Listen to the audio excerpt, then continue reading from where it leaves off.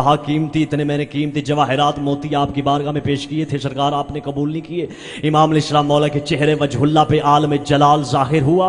امام علیہ السلام نے اپنے نوکر کو حکم دیا، بادشاہ کا نوکر جا کے پانی لے آیا۔ امام علیہ السلام علی بادشاہ علی رضا مولا نے اپنے ہاتھوں کو جو پانی منگوایا تھا اس پانی سے مولا نے وضو کرنا شروع کیا۔ نواب صاحب جتنی آپ داد دیں میرے لیے دعا ہوگی۔ امام علیہ السلام نے بادشاہ نے اس پانی سے وضو کرنا شروع کیا۔ روایت میں تاریخ میں لکھا ہے کہ جو پانی قطرہ مولا کے ہاتھ سے مس ہوتا جا رہا تھا، جیسے جیسے زمین پہ گرتا ہے کوئی جواہرات بن رہے، کوئی ہیرا بن رہے، کوئی یاقوت بن رہے، کوئی موتی بن رہا ہے، کوئی کچھ بن رہے، کوئی کچھ بن رہے۔ امام علیہ السلام مولا فرماتے ہیں جسے تو کائنات کی بڑی دولت سمجھتا ہے یہ ہمارے ہاتھوں کی میل ہوا کرتی ہے۔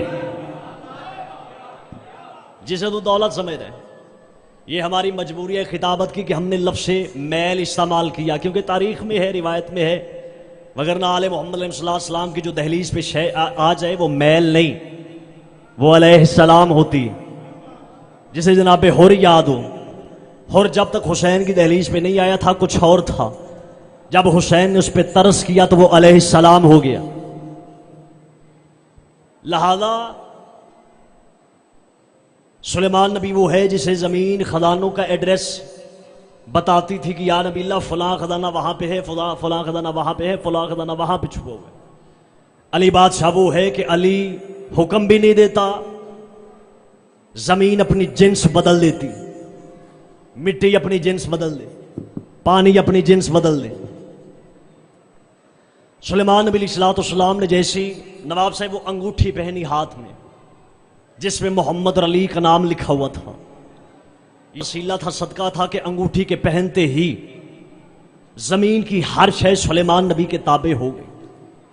ہوا، مٹی، پانی، پرندے، چرندے، درندے، جن، شیاطین، ہر شے سلیمان نبی کے تابع ہو گئی۔ اور اللہ فرماتے بسم اللہ الرحمن الرحیم فسخرنا لہ الریح تجری بامرہ رخان حیث اصابا، فرمایا ایک ہوا تھی جسے ہم نے سلیمان نبی کے تابع کر دیا۔ بار بار ادھر دیکھ رہے ہیں، ادھر کچھ ہے آندی پہ، کچھ ہے دس دی، میرا تسلسل ذرا ٹوٹ جاتا ہے۔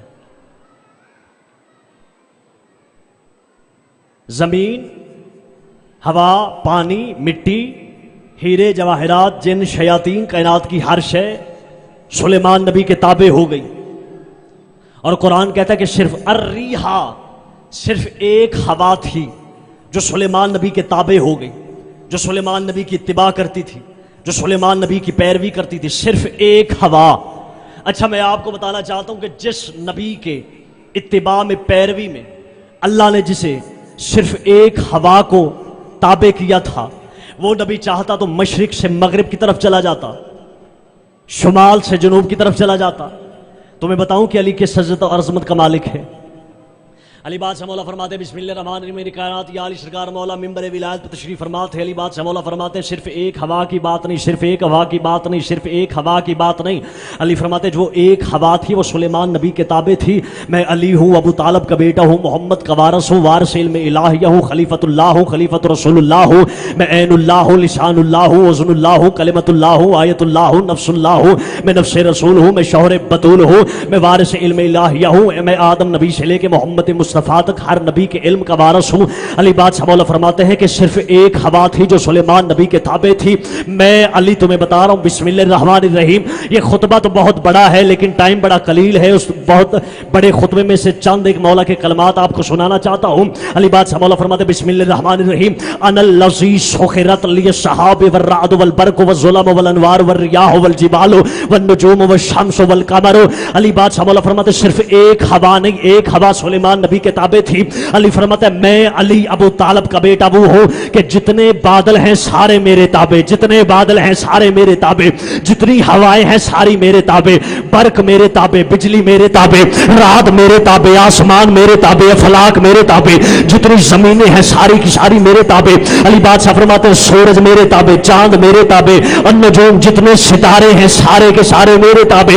علی بادشاہ فرماتے ہیں جتنی ہوائیں ساری کی ساری میرے تابع۔ علی مولا فرماتے ہیں جتنی ہوائیں جتنی نور ہیں ساری کی ساری میرے تابع ہیں. علی فرماتا ہے جتنے بھی نور ایک نور نہیں، فرمایا جتنے بھی نور ہیں فرمایا میرے تابع ہیں. اگر سارے کے سارے نور علی کے تابع نہ ہوتے تو جبرائیل کبھی بھی علی کا نوکر نہ ہوتا. جبرائیل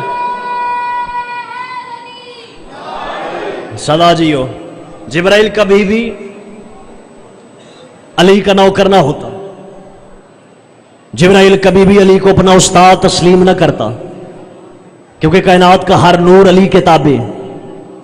اچھا سلیمان نبی علیہ السلام، تاخیر نہ کروں دیر نہ کروں، ابھی ٹائم ہے، آپ نے بڑی محبت کے ساتھ سننا ہے. سلیمان نبی علیہ السلام نے جیسے وہ انگوٹھی پہنی زمین کی ہارشیں سلیمان نبی کے تابع ہو گئی. سلیمان نبی علیہ السلام نے جنات کو حکم دیا. کسے؟ جنات کو، شیاطین کو، جنات کو حکم دیا.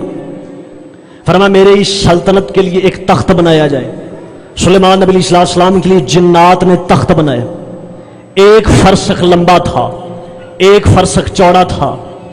1 فرسخ میں کم از کم 8.5 کلومیٹر ہوتا ہے، ایک روایت کے مطابق 5 کلومیٹر ہوتا ہے، ایک روایت کے مطابق 3.5 کلومیٹر ہوتا ہے.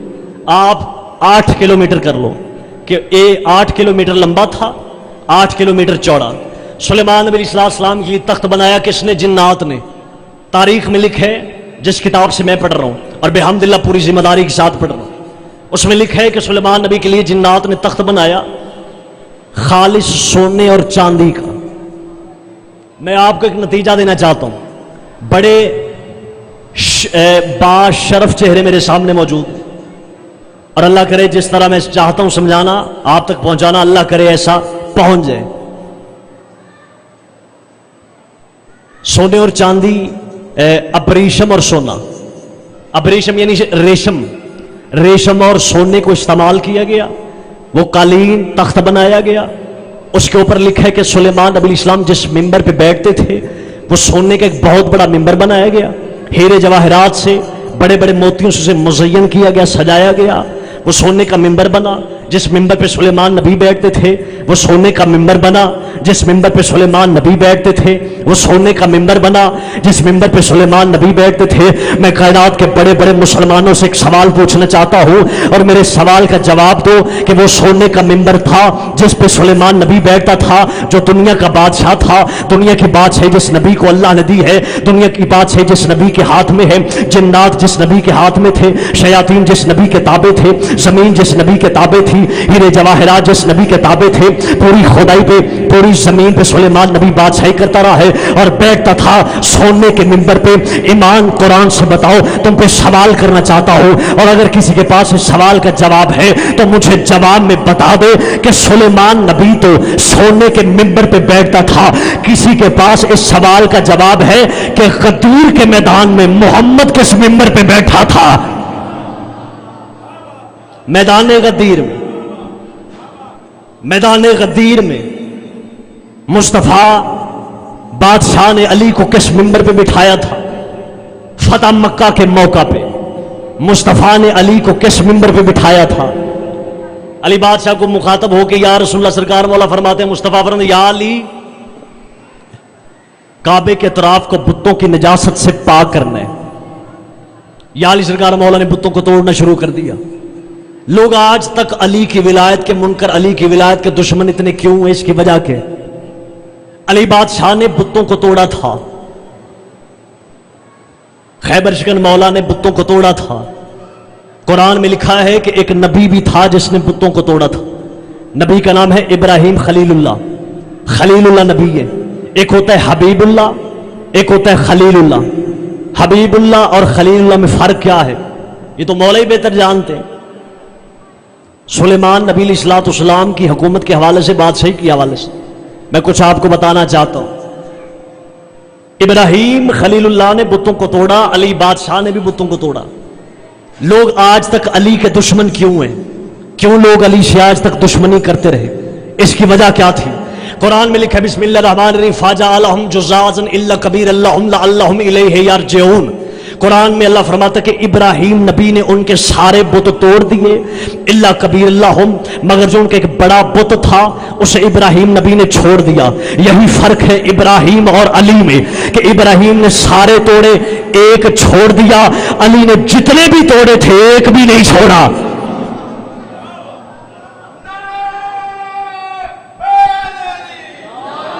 صدا جیو، علی بادشاہ نے سارے توڑے ہیں، ایک بھی نہیں چھوڑا۔ جنہیں پرانی عادت تھی نا بتوں کے سامنے جھکنے کی،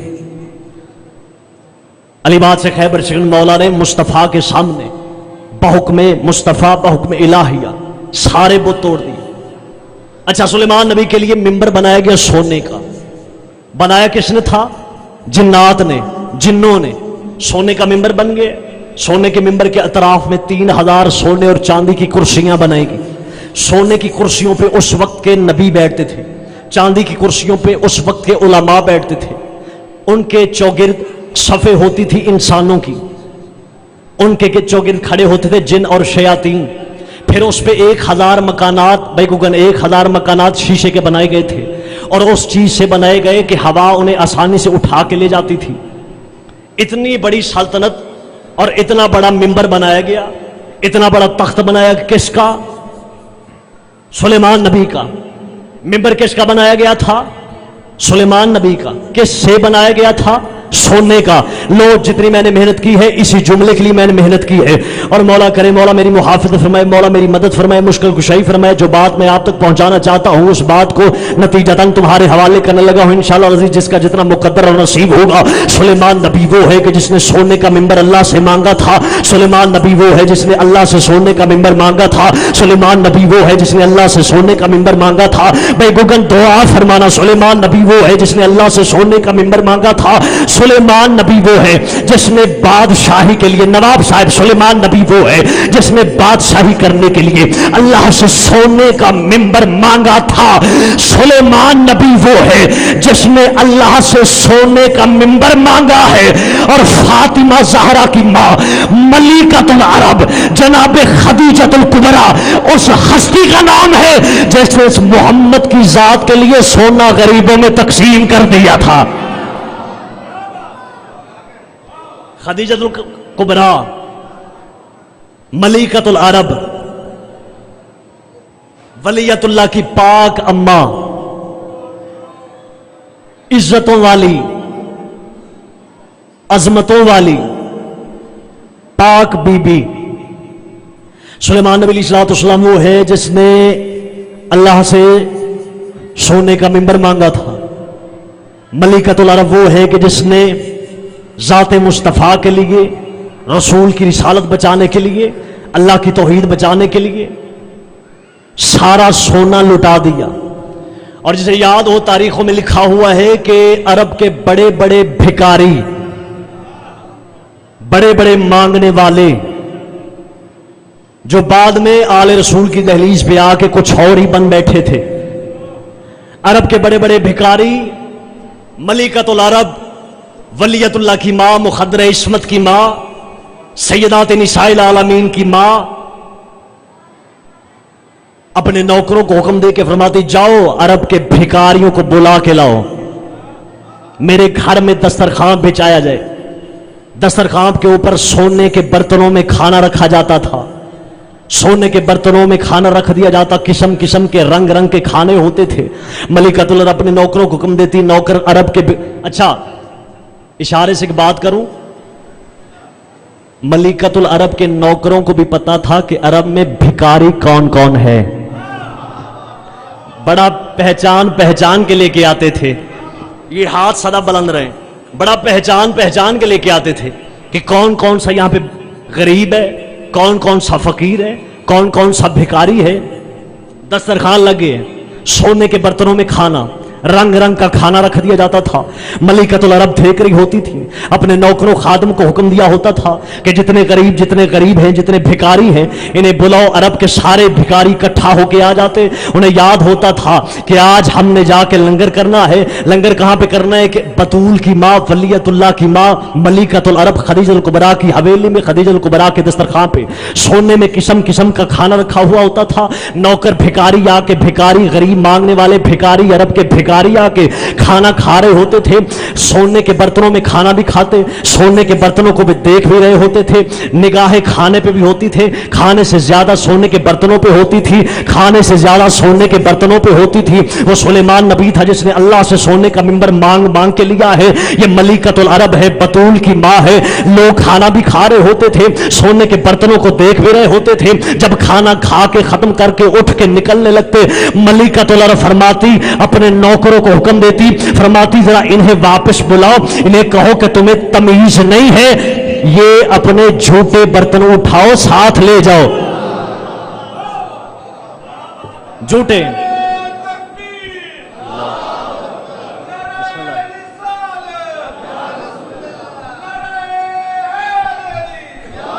झूठे बर्तन उठाओ, साथ ले जाओ। बड़ी जल्दी कर रहा हूं। झूठे आपके क्या कहने। वलियतुल्लाह मुखद्दर इस्मत, जुबान में इतनी ज्यादा तासीर अता फरमाए। वलियतुल्लाह की माँ, मुखद्दर इस्मत की माँ मलिकतुल अरब। मुबल्लिग आज़म फरमाते हैं कि दो हस्तियों की वजह से तौहीद बची, रिसालत बची। मलिकतुल अरब के माल की वजह से, अबू तालब की आल की वजह से। मलिकतुल अरब फरमाती, अपने झूठे बर्तन उठाओ, साथ ले जाओ। सोने के बर्तन होते थे, सोने मौका लब्बा हुए किसी नूं ते कोई गुआन दे। अरब के भिखारियों को मौका मिल गया, सोने के बर्तन उठाए जाके बेचना शुरू कर दिया। बेच करके जितने भिखारी थे सारे गनी बन गए, जितने भिखारी थे सारे गनी बन गए, जितने भिखारी थे सारे गनी बन गए। मलिकतुल अरब वलियतुल्लाह की माँ, इज्जतों वाली माँ, अजमतों वाली माँ, उम्मुल मोमिनीन जनाब खदीजतुल कुबरा सलामुल्लाह अलैहा सलवातुल्लाह अलैहा फरमाती, अपने झूठे बर्तन उठाओ, साथ ले जाओ। झूठे बर्तन उठाओ, साथ ले जाओ। एक बहुत बड़ा बंदा है, कद उसका इतना बड़ा था कि ऊंट की कोहान से भी बड़ा था। ऐसे झुक के ऊंट की कोहान को देखता था। उसने कहा कि रोजाना हमारे कद से ज्यादा सोना, हमारे कद से ज्यादा ढेर लगा हुआ सोना मलिकतुल अरब की हवेली में लगा हुआ होता था। मलिकतुल अरब अपने नौकरों को हुक्म देती, जाओ जाके अरब के भिखारियों को बुला के लाओ। अरब के भिखारी आते थे। मलिकतुल अरब खदीजतुल कुबरा उन लोगों से, भिखारियों से मुखातिबों के फरमाती, झोलियां भर भर के सोने की ले जाओ, मेरे मोहम्मद पे ईमान ले आओ। झोलियां भर भर के, झोलियां भर भर के, झोलियां भर भर के ले जाओ। आखिरी फिक्रा, झोलियां भर भर के।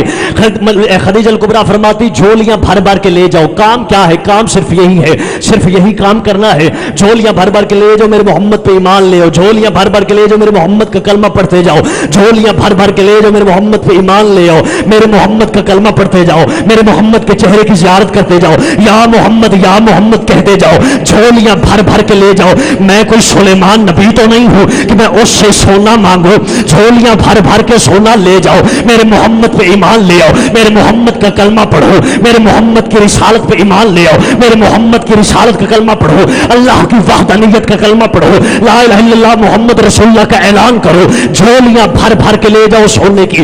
रात को ढेर लगा हुआ सोना जब खत्म होता था तो मोहम्मद मुस्तफा मुतशक्किराना निगाहों से जनाब खदीजतुल कुबरा की तरफ देते। जनाब वलियतुल्लाह की माँ मलिकतुल अरब खदीजतुल कुबरा इज्जत और अजमत वाली मोहम्मद के चेहरे की तरफ देख के फरमाती है, यूं मुतशक्किराना निगाहों से मेरी तरफ ना देख, ये सुबह सुबह जो तेरे चेहरे की जियारत की थी वो उसका सदका उतारा है मैंने।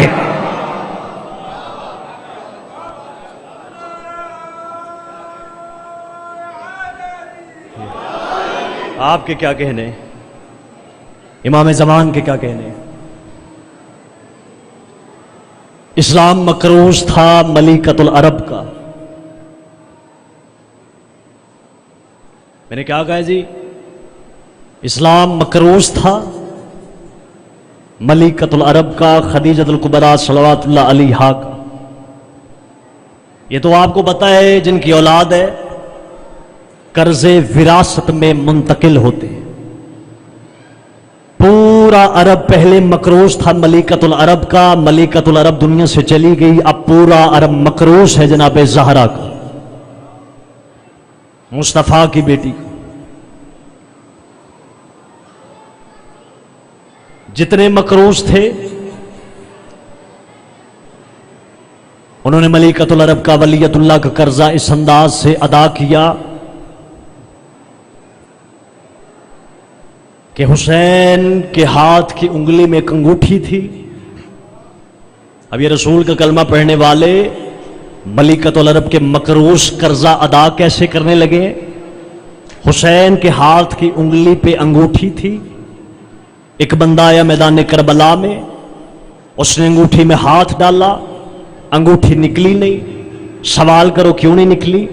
کیونکہ حسین کے ہاتھ پہ ورم آ گئے تھے، زخم آ گئے تھے. وہ بندہ انگوٹھی اتارتا رہا، بھائی گگن انگوٹھی اتارتا رہا، انگوٹھی اتری نہیں. اس نے کیا کیا؟ تاریخ کہتی ہے کہ 2 پتھر لے کے آ گیا، بڑے وزنی پتھر. حسین تو پہلے سے ہی زخموں سے چور چور تھا. 1900 زخم حسین کے جسم کے اگلے حصے پہ تھے.